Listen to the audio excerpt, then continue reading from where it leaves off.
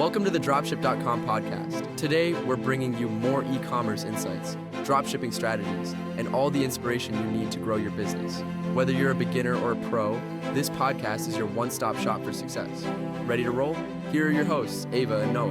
All right, so, imagine you're getting ready for this big meeting about e-commerce success stories, right?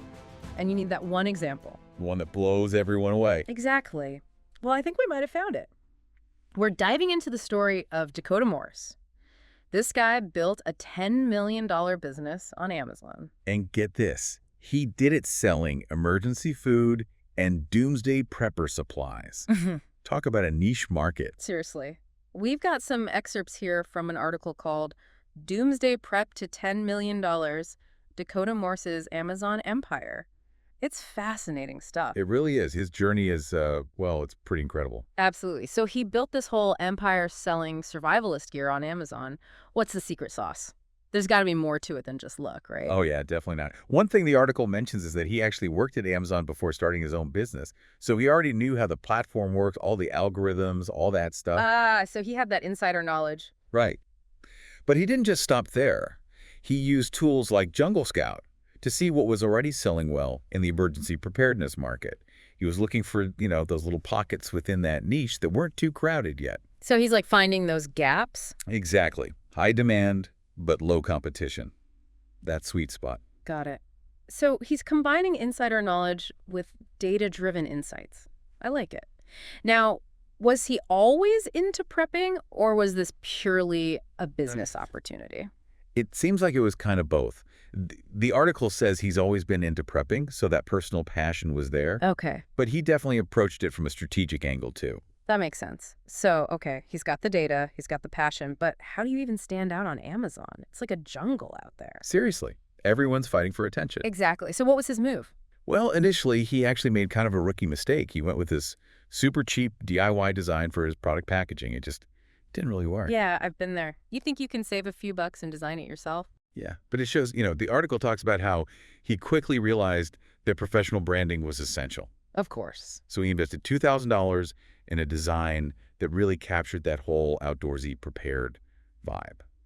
And that's when things really started changing for him. So even with a great product, you need a strong visual identity to build trust, especially for something like, emergency preparedness.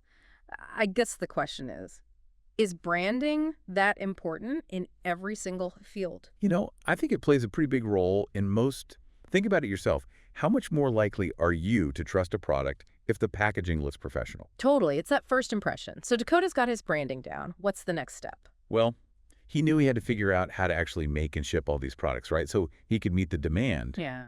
And this is where he made a pretty bold decision. He decided to go overseas for manufacturing. Overseas? Like Alibaba? You got it. Using Alibaba gave him access to all sorts of cost-effective manufacturing options. I can imagine. But that also seems risky, doesn't it? I mean, what if the quality is bad or there's communication issues? How do you even vet suppliers that are halfway around the world? Dakota was smart about it. He started with small test orders just to see what the quality and the communication were like. Smart move. Test the waters before diving in headfirst. Exactly. But here's the thing that's really interesting. He decided to use Amazon's FBA service. FBA, Fulfillment by Amazon. That's the one. So instead of having to ship everything himself, he sent his products in bulk to Amazon's warehouses. So Amazon basically takes care of all the storage and the shipping? Exactly. Streamlined his entire operation. It really did make things so much easier for him. Makes sense. But wouldn't that kind of eat into his profits, though? I mean, Amazon fees, they're not exactly known for being small. That's true. FBA does have its costs. Yeah. But it also gave him something pretty valuable. Okay, what's that? Access to Amazon's prime customers. Oh, yeah, that's huge. Millions of shoppers who are, ready to buy. Exactly.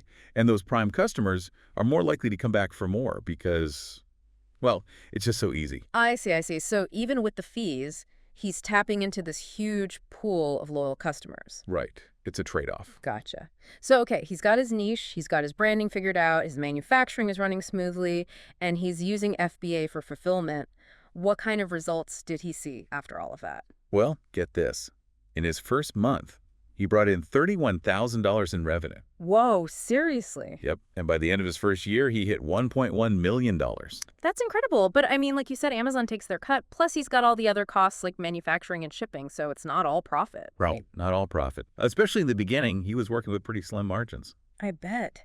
How did he even figure out the right price for his products with all those moving parts? He really relied on all that data Amazon gives to sellers. Things like, conversion rates, customer reviews, what his competitors were charging. Using data to stay competitive. Exactly. He was constantly checking those numbers and making changes to pretty much everything. His product listings, his ads, you name it. So he's using data not just to, see how things are doing, but to actually make his business better. That's it. It's all about constantly tweaking and improving, always learning and adapting. That's a good lesson for any business, really. Absolutely. Yeah. He wasn't afraid to try new things and see what stuck. That's so key. This is why I find Dakota's story so fascinating. Okay, but here's the thing. He didn't just stick with Amazon, did he? Nope, he didn't. And that's another really smart move he made. Early on, he also launched his own Shopify store. Wait, so he had 2 online stores? Yep. 2 different storefronts, one on Amazon and one on Shopify. What was the reasoning there? It was about having more control, With Shopify, he could build relationships with his customers directly, something you can't really do on Amazon. I see. On Amazon, you're kind of playing by their rules. Right. But with his own website, he could collect customer data, start an email list, that sort of thing. So he's not just building a business, he's building his own audience. Exactly. And he put a lot of effort into growing that email list. The article says he has over 300,000 subscribers now. Seriously, that's amazing. So he's not just relying on Amazon's algorithm to get people to see his products? Nope. He's got this direct line to hundreds of thousands of potential customers. That's powerful. What did he do with that? Well, he sent out targeted emails, Yeah. offered special deals just for his subscribers, even started a loyalty program. So he's using all the classic marketing strategies, but through his own platform. Exactly. And it worked. According to the article, he's made an extra $12 million in sales through his Shopify store. No way! That's more than he made on Amazon. It just goes to show how important it is to build your own platform. You're not just stuck with these big marketplaces. I agree. So it sounds like Dakota's journey wasn't all like sunshine and roses, right? What were some of the things that, didn't go as planned? What did he learn along the way? Well, one thing that really surprised him was the cost of packaging. Packaging? Really? Yeah, he's using these boxes that were too big for some of his products. Yeah.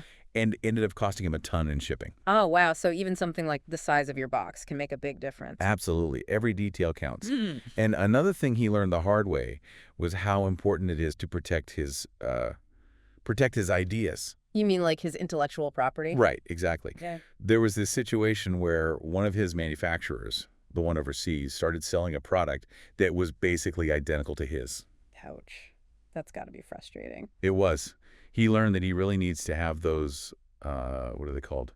Non-disclosure agreements? NDAs? Yeah, NDAs. Yeah, Especially when you're working with people overseas. It's about making sure your ideas are protected. definitely. So packaging, legal agreements, what other words of wisdom did he come away with?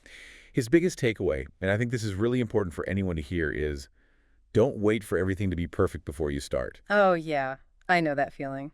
You can get stuck in the planning stage forever. It's so easy to overthink things. Totally. So what's the alternative? Just start doing. You learn so much more by actually taking action and figuring things out as you go. It's about being willing to make mistakes, I guess. Exactly. Dakota saw an opportunity, he trusted his gut, and he went for it. And look at where he ended up. It's pretty inspiring. It's not just about the business side of things. It's about that mindset of just taking action and being willing to learn along the way. But it sounds like data played a huge role in his success, too. Can you talk a little bit more about that? Yeah, for sure. He was really smart about how he used data, especially when it came to, figuring out what was working and what wasn't. Okay. Like with advertising on Amazon, for example. Right. He wasn't just throwing money at it and hoping for the best. Uh-huh. He was tracking everything. Okay. Which keywords were actually leading to sales, which products people were responding to. Gotcha. And then he'd use all that information to make his listings better and target his ads more effectively. So it's like he's using data to make smarter decisions, not just to see how he's doing. Exactly. It's about using data as a tool. Right, right. It's not just about having the numbers. It's about knowing what to do with them. That's such a crucial skill, and not just for e-commerce. It's useful for pretty much anything. Yeah, I agree It's with about that. being curious, asking the right questions, and then using the answers to guide you. Totally. So Dakota's story is a really cool example of what you can achieve when you combine data analysis with, something you're passionate about. I think so too. But it's also about taking action, being flexible, and being open to learning as you go, not being afraid to make mistakes along the way. Absolutely. That's what we try to do with these deep dives, right? Find those insights and those lessons that people can actually use in their own lives. Yeah, exactly. I think Dakota's story is a perfect example of that. He had this passion, this kind of unusual passion, you could say. Yeah. And he turned it into this multi-million-dollar business through careful planning, smart branding, and of course, data. And he didn't just stop there. He kept experimenting, kept growing, kept building that direct connection with his audience. Yeah, it's pretty inspiring stuff. It is. So as you go about your day-to-day, we want you to think about what you can take away from Dakota's story. What stood out to you? Is there anything you can apply to your own work or your own goals? Maybe it's about finding that balance between data and passion, or maybe it's about the importance of having your own platform, your own audience, whatever it is. We hope this deep dive has given you some things to think about, maybe even some inspiration to take action. We'd love to hear from you, actually. What are your biggest takeaways? What resonated with you? Let us know. And that's a wrap on this deep dive. Until next time, keep learning, keep exploring, and keep pushing forward. That's it for today on the Dropship.com podcast. We hope you got some value out of this episode. If you're looking to stay ahead in e-commerce and dropshipping, the Dropship.com newsletter is where we dive deeper into the latest trends, news, and strategies. Delivered every Monday and Thursday. Don't miss it. Subscribe with the link below.